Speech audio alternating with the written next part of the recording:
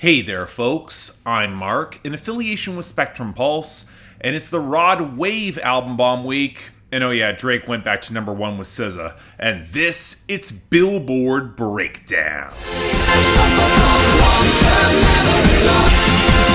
I don't remember. I feel like this might be a difficult week to gauge in terms of chart impact, or rather the suspicion that it feels muted, but it probably isn't. And yes, I am saying that about a week with an album bomb and a song debuting at number one from two of our biggest artists in recent years. Maybe it's a case of greater mainstream groundswell than I'm personally seeing. I always find myself a little bit surprised just how consistently Rod Wave draws in numbers with an increasingly entrenched formula, and that's just as true this week. But you'd think there'd be more conversation than there seems to be outside of specific niches or fandoms. Well, okay, maybe it's two distinct conversations, and to delineate that, let's start off with our top 10 and our new number one, Slime You Out by Drake, featuring SZA. I'll be talking about the song itself much later on, but let's make this clear. It got to number one on the streaming, and I do not have a lot of faith that it's gonna last. Mostly because the radio has been very slow to get on board, and we got considerable competition coming from the album bomb from Doja Cat and maybe even Zach Bryan next week. Now that takes us neatly to our number two that'll likely go back to number one, Paint the Town Red by Doja Cat. Radio is surging, it rules sales, and streaming is still very strong. It is most equipped to retake the top spot. Now that puts Snooze by SZA in an interesting position at number 3. Streaming is up huge and radio has been consistently strong all week. It doesn't really have the momentum of other songs, but as a sleeper stopgap, it could well make a play, you never know. What it does do is strand Fast Car by Luke Combs at number 4, where it spent the majority of this week wavering at the top on radio and regaining some streaming, although again, I'd say that the momentum is well spent. This takes us to I Remember Everything by Zach Bryan featuring Casey Musgraves at number 5, which is getting a pop radio push to support the massive streaming, not a country radio push, which I feel is very revealing. See a bunch of my comments from last week. Now it did hold over Cruel Summer by Taylor Swift at number 6, which has absolutely peaked on the radio, despite streaming actually having a pretty good week. I think an album bomb that lands high enough probably knocks back Cruel Summer by a fair bit. And speaking of which, Vampire by Olivia Rodrigo tumbled back off the top spot to number 7 as its album bomb has started to fade and the radio is dropping this fast. Although it did maintain more streaming than you might have otherwise expected. Still was enough to hold over Last Night by Morgan Wallen at number 8 though. Thank radio losses for that, despite a slightly better week on streaming. And then we had our last two songs that held position. Fuck You Mean by Gunna at number 9, which had a pretty good week on streaming and the radio, and Dance the Night by Dua Lipa at number 10, which spent its week declining on the radio, but at least has a little bit of a margin. At least for now. Now this takes us neatly to our losers and our dropouts, and there's a decent chunk of the latter category this time beyond a bunch of Zach Bryan songs from the album bomb that are exiting. Hell, Dawn's with Maggie Rogers even wound up as one of the songs that's leaving, having notched its 20 weeks and thus never getting close to enough of a breakthrough to make the year-end list for 2023. Alongside K-Pop by Travis Scott, Bad Bunny and The Weeknd, and TQM by Fuerza Regida also falling pretty well short. And we got a lot of losers here too, 30 of them, most of which we can chalk up to album bombs, and let's start with whatever Zach Bryan's got left. Hey Driver with the War and Treaty at 50, Tourniquet at 60, Spotless with the Lumineers at 70, and East Side of Sorrow at 75. Then we got a lot more from Olivia Rodrigo with Guts falling back, Get Him Back at 21, All American Bitch at 36, The Grudge at 52, Lacey at 59, Making the Bed at 62, Logical at 63, Love is Embarrassing at 65, Ballad of a Homeschooled Girl at 66, Pretty Isn't Pretty at 83, and Teenage Dream at 96. And hell, Travis Scott also saw losses for Telekinesis with Future and SZA at 78, and Fiend with Playboi Carti at 94, in case you were curious if those were sticking around. Now we do have a few continued losers from last week. La La with Mike Towers at 69, Deli by Ice Spice at 81, Mi Ex Tenía Razón by Karol G at 64, Bury Me in Georgia by Kane Brown at 86, and Put It On the Floor Again by Lotto and Cardi B at 100, but as for the rest, it's a mixed bag. Bongos by Cardi B and Megan Thee Stallion lost big off the debut to 31, so did Bipolar by Peso Pluma, Jaziel Nunez, and Junior H at 90. good. Everything I Love by Morgan Wallen slid down to 77. Sabor Frieza by Fuerza Regida, it's still sticking around but at 84. In Your Love by Tyler Childers took a hit to 85. Oh You Went by Young Thug and Drake dropped to 89. Johnny Dang by That Mexican OT, Paul Wall and Drody, it's just not getting traction at 91. Angels Don't Always Have Wings by Thomas Rhett also hit 97, also not getting traction. And Where She Goes by Bad Bunny looks like it's getting rotated out at 98, especially given that Bad Bunny's got new singles coming. Now our gains are pretty predictable this week. No returns, but Thinking About Me by Morgan Wallen saw a small spike to 17 because the radio and streaming are pretty solid. Similar case for streaming around Lady Gaga by Peso Pluma, Gabita Ballesteros, and Junior H at 37. But the big story, it's Rod Wave with the nostalgia album bomb, as we saw some big spikes for Call Your Friends at 18, Come See Me at 19, and Fight the Feeling at 28. And given that we are very much in comfortable album bomb territory with 15 new songs from Rod Wave, we're only looking at those that are among the best or the worst or in the top 20. So with that in mind, outside of those, Rap Beef at 93, Backlit at 80, Love Story Interlude at 79, Pass You By at 73, Love for a Thug at 56, Checkmate at 55, Crazy at 45, cute little Paramore interpolation there, H64 at 51, Nostalgia at 40, Long Journey at 39, Great Gatsby at 30, and Boys Don't Cry at 25. Okay, that makes things considerably more reasonable for me, so let's get it going with number 99, Lil Boo Thang by Paul Russell. I know you a little too tame. I'll be shooting that shot like 2K, girl. I know. Tell him I'm next.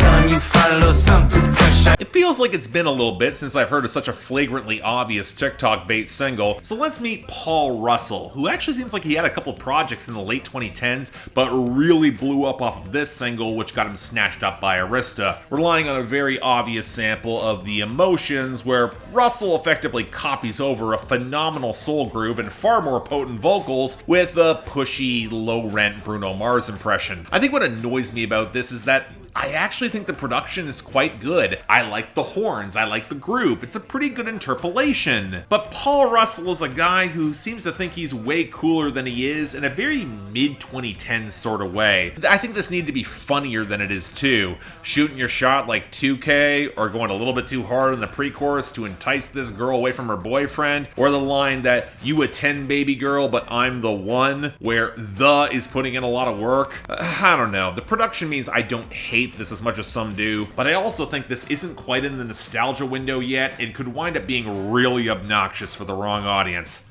That's all I'm saying. Number 88, Strangers by Kenya Grace. You won't reply, I'ma go back to strangers.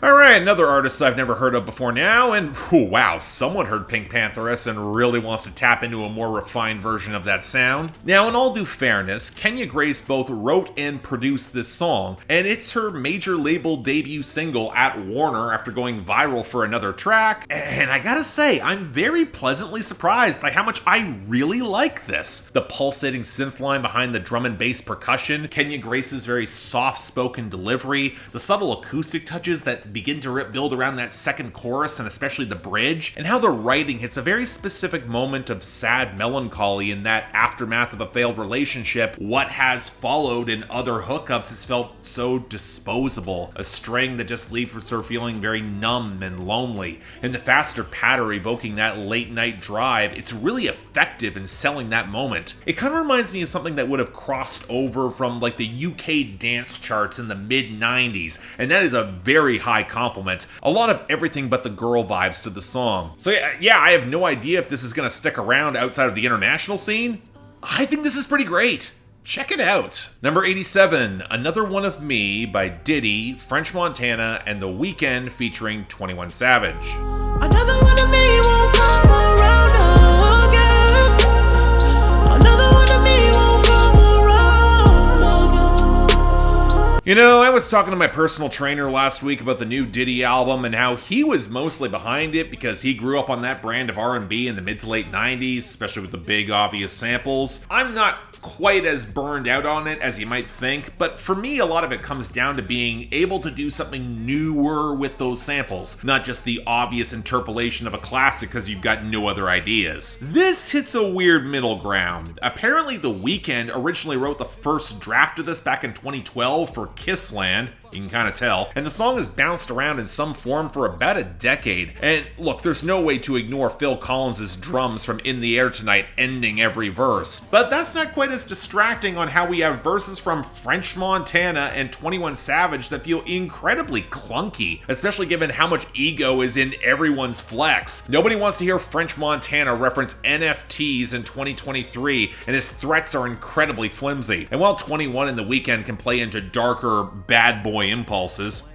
pardon the pun, this is also a song where 21 Savage compares himself to a hockey puck, and it just doesn't match well with Diddy's prosperity gospel verse at the very end of the song. I mean, I'll give them credit for doing a little bit more with the sample than just obviously ripping off the drums, although it doesn't blend with the trap percussion on the hook or the verses at all. And you know what, it sounds well produced and expensive, but if you dig even a little bit deeper, this is a complete mess. I can't recommend it. Number 71, Keep It G by Rod Wave. Got down here, you just get up there, do your thing, we got your back, no matter what you do or where you at, keep it gangsta. This is probably tied for my favorite song on the album, and it's a little strange to pin down precisely why. Yeah, the heavily auto-tuned and pitch-corrected female vocals crooning as an opener against the ragged guitar, what sounds a bit like pedal steel and that brittle trap whir, it did manage to hook me in more than I thought, but then Rod Wave steps up with two surprisingly aggressive verses that build really well. Hey look, he discovered song structure, and with that sampled interlude it allows the track to breathe effectively. Moreover, it creates a surprising amount of palpable menace and maybe even some real tragedy. It starts off with chasing flexes that don't satisfy, that's familiar, but then the song gets shockingly violent in the threats, especially on the second verse where Rod Wave hears about an old man talking about a home invasion, where his palpable disgust at striking at civilians really comes through. Rod Wave is at the point where he could just be way more efficient. And that's dark as hell, especially against this production and how exhausted he sounds and maybe having to call it out. I think I just appreciate the knife's edge tonal balance. It's a really impressive song here. But you know what, while we're in this territory, number 61, 2018 by Rod Wave and Sadie Jean. I think we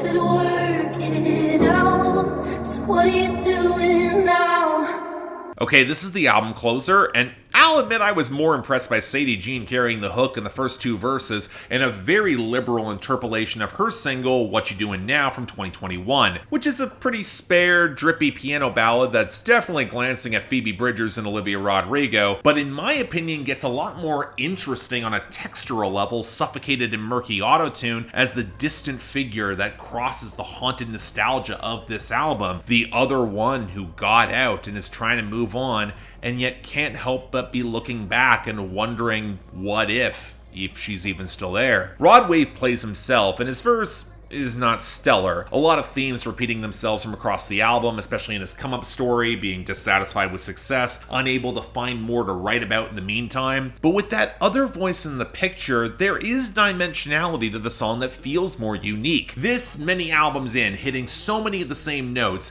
having more voices to contrast with Rod Wave can really help flesh out his story. I think this is a really strong album closer, even if I don't think all the guests work. We'll get to that. But overall, yeah, I really like this too. Check it out. Number 33, Greedy by Tate McRae. After you do hell, just ignore me, yeah, yeah. So sure of yourself, baby, don't get greedy.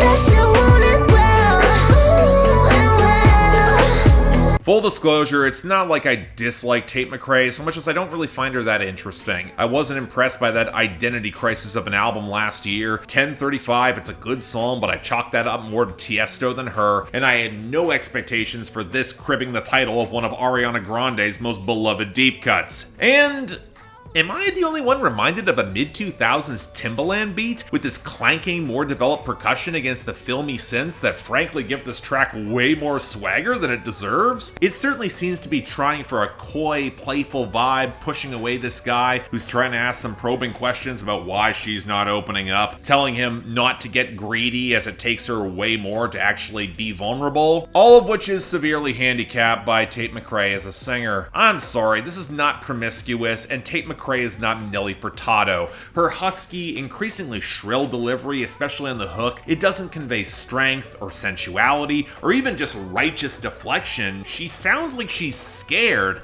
That doesn't match the vibe of the lyrics at all. And when you couple it with all the stuttered lines, you know, for production this is so good I almost want to give it a pass, but this track needed someone who could properly sell it.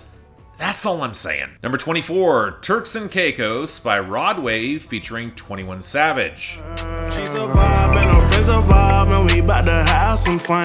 Bad bitches round the world, better grab your one. You know, I was actually really looking forward to this one, as I think Rod Wave could do with more guest stars, I just said it, and 21 Savage has been on a hot streak. So it's just our luck, this is easily the worst song on the entire goddamn album. For starters, I can't stand the production of this. The bleeping whirs, the jittery piano chords, the glassy percussion that clashes with the strings hits and the bells. It's a mess of ideas and textures that don't flow together at all. What's worse is that it shows Rod Wave's stark limitations in trying to play for a hookup track where he just sounds checked out and uncomfortable. This is very obviously not his lane, and him trying to flex to this girl and her friend's general disinterest, it makes me feel faintly embarrassed for everyone involved. I would say 21 Savage picks up the slack, but sadly this verse reminds me of 2017 21, where his flow is clunkier and his attempt to play the whole ladies man is even more undercooked. You cannot tell me he spent significant time on these 8 bars. I mean, I get why outside of the bigger singles that this charted on the highest on name alone, but it's a bad song. Next, and finally, number 1, Slime You Out by Drake featuring SZA. For them kid choices you made, sliming you out, sliming you out, sliming you out.